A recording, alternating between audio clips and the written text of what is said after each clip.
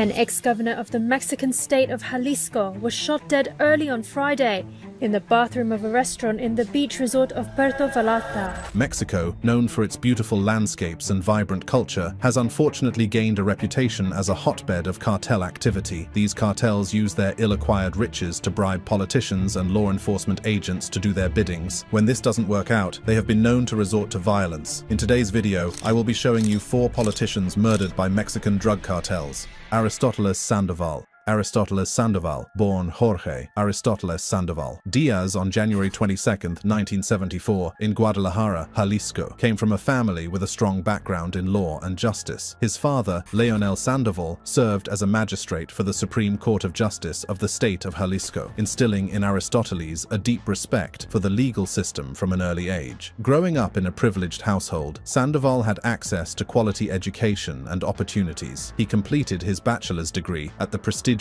University of Guadalajara, where he excelled academically and showed early signs of leadership. It was during his time at the university that he became involved in student politics, joining the Federation of University Students, FEU, the student organization at the University of Guadalajara. Sandoval's involvement in student politics allowed him to develop his leadership skills and gain valuable experience in organizing and advocating for student rights. His dedication and passion for public service led him to take on a more prominent role within the FEU, eventually becoming its head. After completing his bachelor's degree, Sandoval continued his education, pursuing a degree in law from the University of Guadalajara. His legal studies provided him with a solid foundation in understanding the intricacies of the legal system, which would later prove invaluable in his political career. Not content with just a law degree, Sandoval furthered his education by obtaining a master's degree in politics and public development from the Western Institute of Technology and Higher Education. This additional qualification allowed him to deepen his understanding of political processes and public policy, equipping him with the knowledge and skills necessary to navigate the complex world of politics. Sandoval's early involvement in politics extended beyond his university years. In the early 2000s, he began his political career as an alderman for the city of Guadalajara. This role provided him with first-hand experience in local governance and allowed him to make a tangible impact on the lives of the city's residents. During his time as an alderman, Sandoval served on various council commissions, including justice, sports and youth care, finance and budget, and urban development. As the president of the Justice Commission, he proposed the creation of the Municipal Institute of Youth Care, demonstrating his commitment to addressing the needs of young people in the city. Sandoval's dedication and effectiveness as an alderman did not go unnoticed. In 2003, he was elected as a state delegate for District Tlapan of Guadalajara, where he presided over the Commission of Finance and Budget for the LVIL Congress of Jalisco. This position allowed him to have a broader impact on the state level, shaping financial policies and budgets that would benefit the people of Jalisco. Despite his early successes in politics, Sandoval faced a setback in 2006 when he declined the opportunity to run as the PRI's mayoral candidate for Guadalajara. Instead, he threw his support behind Leobardo Alcala Padilla, showcasing his willingness to prioritize the greater good of the party over personal ambition. In 2009, Sandoval's political career reached new heights when he successfully ran for the municipal presidency of Guadalajara. At the age of 35, he became the youngest person to hold this position, marking a significant milestone in his political journey. His victory was a testament to his popularity and the trust that the people of Guadalajara had in his leadership abilities. As the municipal president of Guadalajara, Sandoval implemented various initiatives aimed at improving the city's infrastructure, education system, and public safety. His tenure was marked by a focus on inclusive development and creating opportunities for all residents, regardless of their socioeconomic background. In 2012, he embarked on a campaign representing a coalition formed by the PRI and the Mexican Green Party called Compromiso por Jalisco. The campaign was fiercely contested, with multiple candidates vying for the governorship. However, Sandoval's charisma, leadership skills, and track record of accomplishments resonated with the voters. On July 1, 2012, the election results declared Sandoval the winner, securing him the position of governor of Jalisco. His tenure was marked by a strong focus on economic development, social social welfare, and infrastructure improvement. One of Sandoval's key priorities as governor was to stimulate economic growth and attract investment to Jalisco. He implemented various initiatives to promote entrepreneurship and innovation, positioning the state as a hub for technology and industry. Recognizing the importance of public safety, Sandoval implemented comprehensive strategies to combat crime and ensure the well-being of Jalisco's residents. He focused on strengthening law enforcement agencies, enhancing intelligence capabilities, and promoting community policing initiatives. Sandoval's administration also invested in the modernization of police equipment and facilities, enabling law enforcement to effectively respond to security challenges. Infrastructure development was another area where Sandoval made significant strides. Sandoval's achievements as governor of Jalisco were widely recognized, both within the state and at the national level. His leadership and dedication to public service earned him respect and admiration from his constituents. Under his governance, Jalisco experienced significant advancements in various sectors, positioning the state as a leader in innovation, education, and economic development. However, Sandoval's tenure was not without challenges and controversies. Critics raised concerns about the effectiveness of certain policies and questioned the transparency of some government initiatives. Despite these criticisms, Sandoval remained committed to his vision for Jalisco and continued to work towards the betterment of the state. As we move forward in this story, we will explore the tragic events that unfolded towards the end of Sandoval's life. The promising political career of Aristoteles Sandoval came to a tragic and shocking end on December 18, 2020, when he was assassinated in Puerto Vallarta, Jalisco. The circumstances surrounding his murder sent shockwaves throughout Mexico and left the nation in mourning. On that fateful day, Sandoval was enjoying dinner at the Distrito 5 restaurant in the center of Puerto Vallarta. Little did he know that this would be his last meal. As he entered the restroom, he was shot in the back by an assailant who had been lying in wait. The attack was swift and brutal, leaving Sandoval critically injured. Despite his injuries, Sandoval's two bodyguards swiftly reacted and rushed him out of the restaurant to seek medical attention. However, the assailants were not done. As they made their escape, other gunmen appeared and opened fire, targeting Sandoval and his bodyguards. Tragically, Sandoval succumbed to his injuries, while one of his bodyguards was also wounded in the attack. The news of Sandoval's assassination sent shockwaves throughout Mexico and the international community. The nation mourned the loss of a charismatic and dedicated politician who had made significant contributions to the state of Jalisco. In the aftermath of the assassination, an intense investigation was launched to bring the perpetrators to justice. The authorities identified Saul Alejandro Rincon Godoy, also known as El Chopa or Señor de Vallarta, as the alleged mastermind behind the assassination. Rincon Godoy was believed to have orchestrated the attack on Sandoval, but the motives behind the assassination remained unclear. Gabriel Gómez Michel.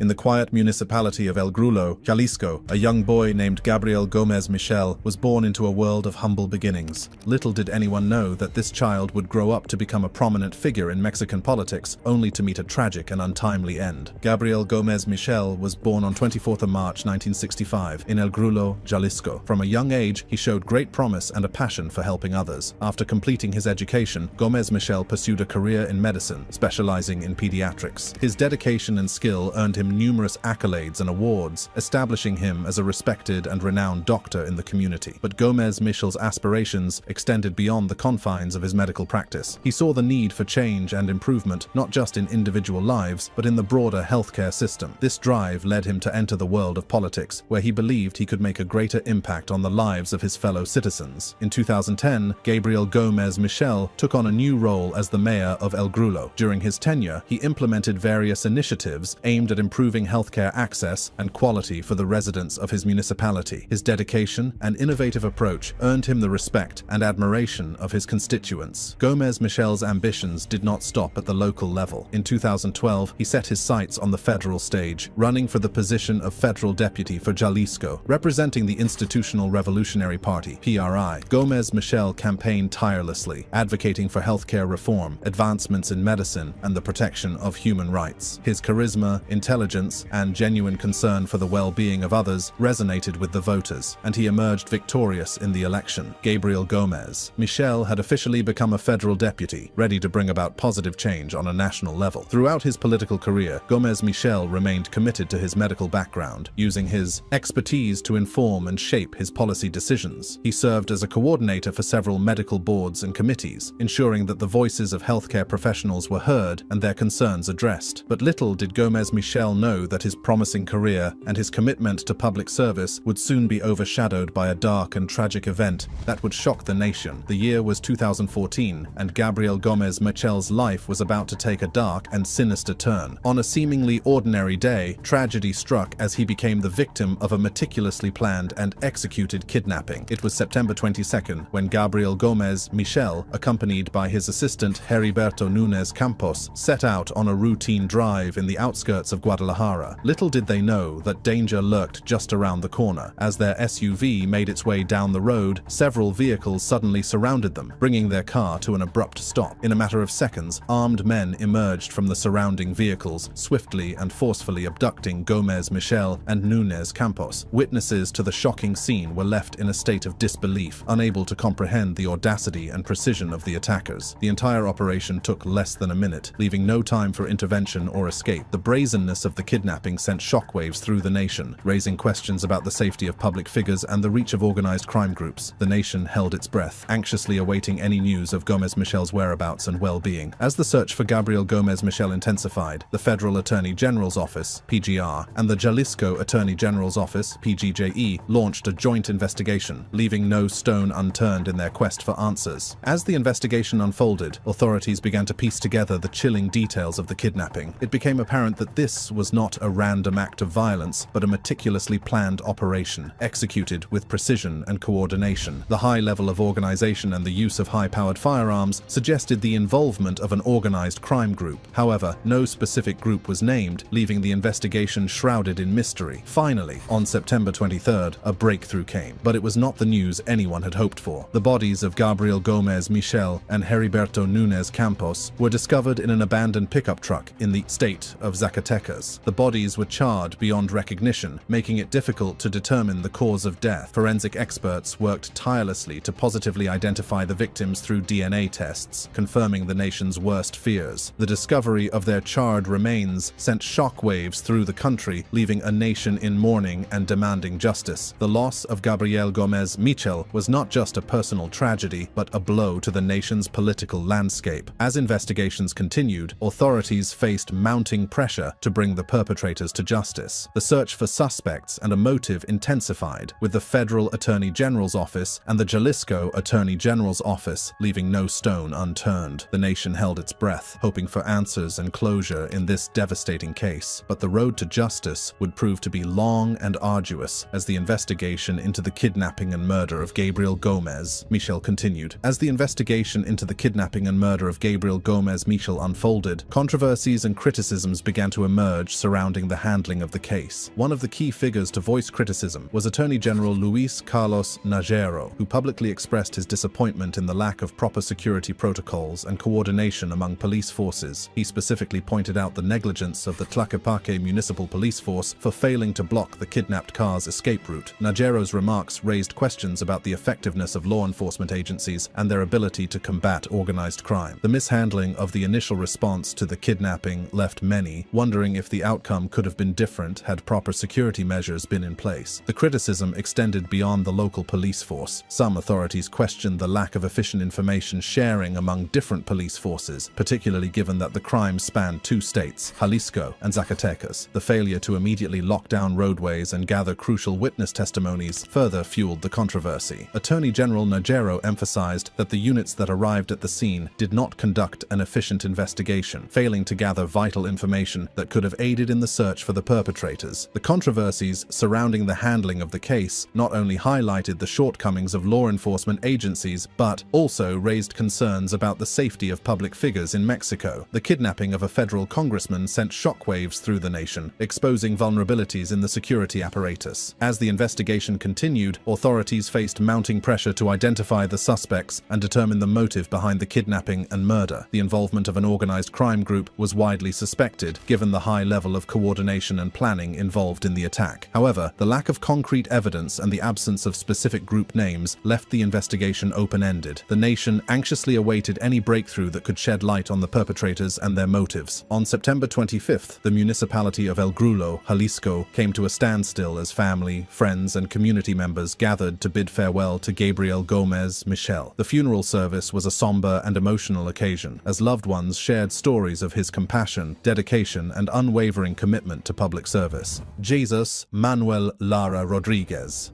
In the small town of Guadalupe, nestled in the extreme northern part of Mexico near the United States border, a young boy named Jesus Manuel Lara Rodriguez was born in 1962. From an early age, Lara showed a passion for justice and a desire to make a difference in his community. Growing up in a town plagued by drug violence, he witnessed firsthand the devastating effects of the powerful cartels that controlled the region. As Lara entered adulthood, he knew he had to take a stand against the drug lords who terrorized his town. He joined the Partido Revolucionario Institucional (PRI), a political party known for its strong stance against the cartels. Lara's charisma and determination quickly caught the attention of party leaders, and he soon found himself on a path to political success. In 2006, Lara's career took a significant turn when he was elected as the mayor of Guadalupe. It was a challenging role to take on, as the town was known as one of Mexico's most dangerous places. The drug cartels held a tight grip on the community, instilling fear and violence in the hearts of its residents. Undeterred by the daunting task ahead, Lara embraced his role as mayor with unwavering determination. He made it his mission to bring law and order to Guadalupe, to create a safe haven for its citizens. Lara knew that in order to combat the drug cartels, he needed to rally the support of other border towns facing similar challenges. Lara formed a friendship with the mayor of Ciudad Juarez, José Reyes Ferris, and together they became a formidable force against the drug lords. Both Lara and Ferris were members of the PRI and active participants in the Conferencia de Alcaldes Fronterizos, Conference of Border Mayors. They saw the importance of unity among border towns in the fight against the flow of drugs into the United States. Lara's dedication to his cause was unwavering. He worked tirelessly to improve the lives of the people in Guadalupe, implementing programs to provide support and resources to those affected by the violence. He believed that education and opportunities were key to breaking the cycle of drug-related crime. However, as Lara's efforts gained momentum, so did the threats against his life. The drug cartels saw him as a threat to their operations and wanted him silenced. Death threats became a regular occurrence, but Lara refused to back down. He knew the risks involved, but was willing to sacrifice his own safety for the greater good. To protect his family, Lara made the difficult decision to secretly move them to nearby Ciudad Juarez. He kept his official residence in Guadalupe, maintaining a strong presence in the town despite the dangers he faced. Lara's commitment to his community and his willingness to put himself in harm's way earned him the respect and admiration of the people he served, but tragedy loomed on the horizon. On June 19, 2010, Lara's worst fears became a reality. As he walked to his car outside his residence in Ciudad Juarez, 3 men ambushed him. In a horrifying act of violence, they shot him in the back in front of his wife and child. His wife and child watched in horror as their beloved husband and father fell to the ground, his life slipping away before their eyes. The gunmen fled the scene, leaving behind a devastated family and a community in mourning. The news of Lara's murder spread like wildfire, igniting a wave of anger and grief. The loss of a dedicated and courageous leader was felt not only by his family and friends, but by the entire nation. Police arrived at the scene of the crime, finding 11 bullet shells scattered on the ground, a chilling reminder of the brutality that had unfolded. The investigation into Lara's murder was launched immediately, with authorities vowing to bring the perpetrators to justice. The search for answers began, as the community demanded that those responsible be held accountable for their heinous act. As news of the assassination spread, the governor of Chihuahua, José Reyes Baeza, took swift action. He ordered 100 combined federal, state, and military troops to guard the state capital, recognizing the need for heightened security in the wake of this tragedy. The safety of the community became a top priority, as discussions were held behind closed doors to determine the necessary safety measures moving forward. In the aftermath of Lara's murder, questions arose about the lack of protection he had received. The mayor of Ciudad Juarez, who had been unaware of Lara's residency in the city, expressed his shock at the revelation. Lara had never asked for protection from the city, keeping his relocation a secret, even from his colleague. It was a decision that would ultimately cost him his life. The loss of Lara was deeply felt, not only because of his dedication to fighting the drug cartels, but also because of the hope he represented. He was a symbol of resilience and courage, someone who stood up against the forces of darkness in the face of overwhelming odds. His murder served as a stark reminder of the dangers faced by those who dared to challenge the power of the cartels. The legacy of Jesus Manuel Lara Rodriguez lives on, inspiring others to continue the fight against the drug cartels and to seek justice for those who have been silenced. His unwavering commitment to his community and his ultimate sacrifice will forever be remembered as a testament to the strength of the human spirit. Lara's legacy, as a symbol of resilience and courage, inspired others to step forward and take a stand. His unwavering commitment to justice became a guiding light for those who sought to dismantle the drug cartels and create a safer future for their communities. The fight against the flow of drugs into the United States became a rallying cry, with Lara's case serving as a powerful reminder of the importance of border towns in this battle.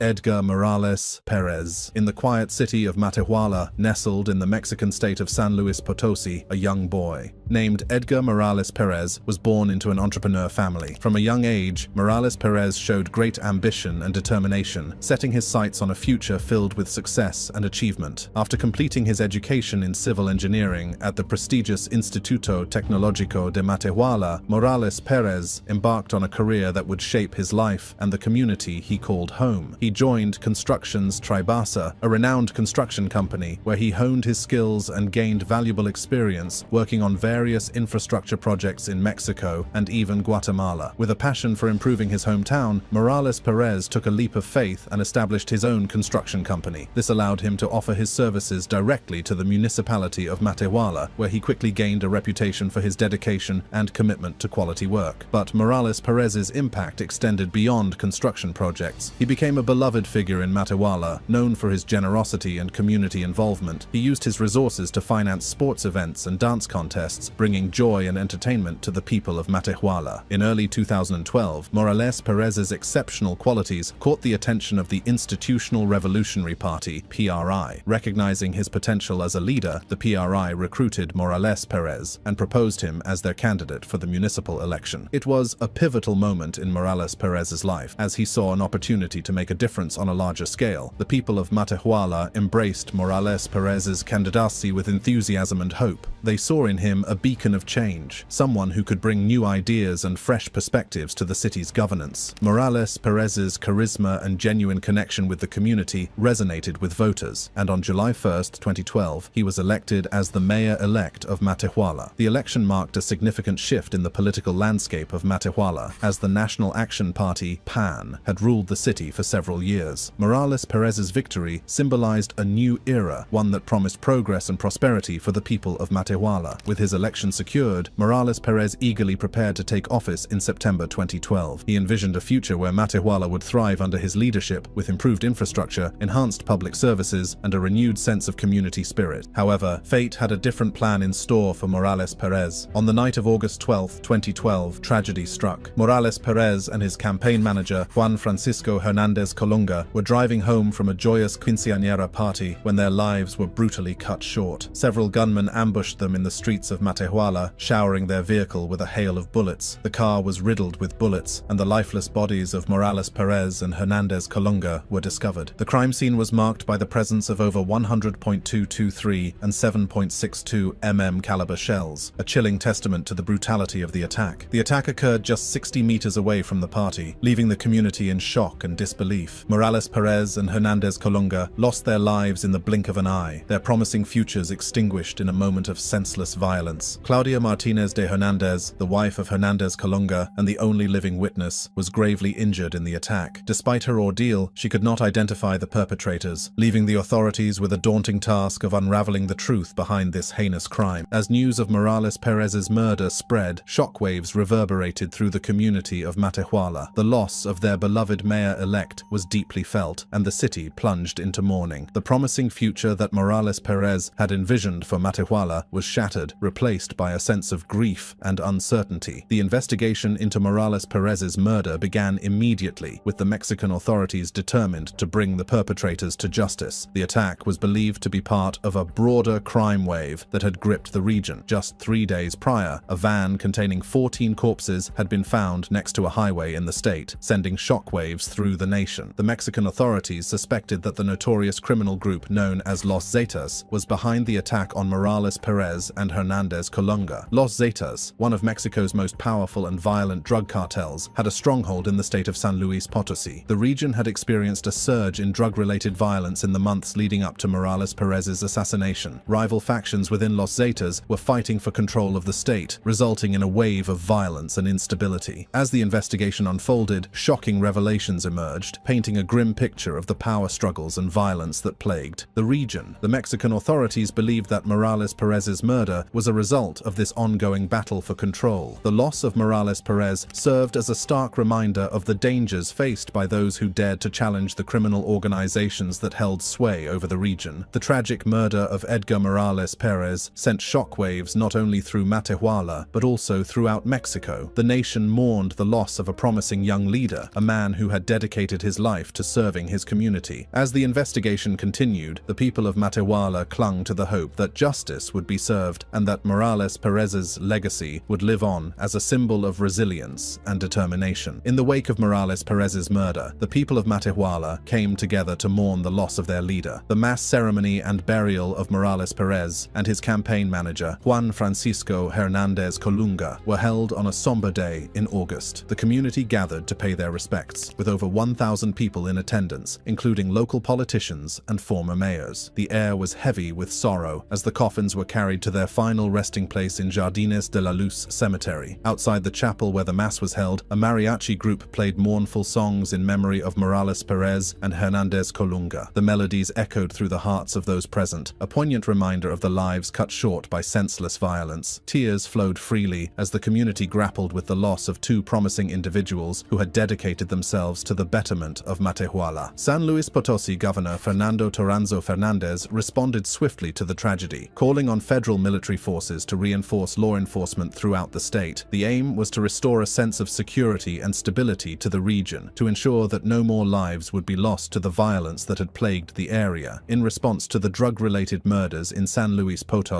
the Mexican government deployed 15,735 federal agents to 7 states across the country. Of these, 11,835 were from the Mexican Armed Forces and 3,900 were from the federal police. The presence of these forces was intended to send a strong message to the criminal organizations that their reign of terror would not go unchallenged. As the investigation into Morales Perez's murder progressed, the authorities made a significant breakthrough. 5 police officers from the municipality of Matehuala were detained for their alleged involvement in the assassination. The evidence presented by the authorities suggested that the police officers had been present at the party where Morales Perez was celebrating before being called to the station just moments before the attack occurred. The exact nature of their involvement and the motive behind the attack remained unknown, leaving the community with lingering questions and a sense of betrayal. In honor of Morales Perez, the municipality of Matehuala made the difficult decision to cancel the celebration of the Mexican Independence Day on September 16, 2012. The decision was a solemn acknowledgement of the grief that gripped the community and a testament to the profound impact Morales Perez had made in his short time as mayor-elect. As the government of Mexico continues to fight drug cartels, the lives of politicians and law enforcement agents continue to be at risk. Unfortunately, these politicians who worked hard to eliminate drug cartels have lost their lives in the process. Check out this next video to learn more about the evil that is being perpetrated by Mexican drug cartels.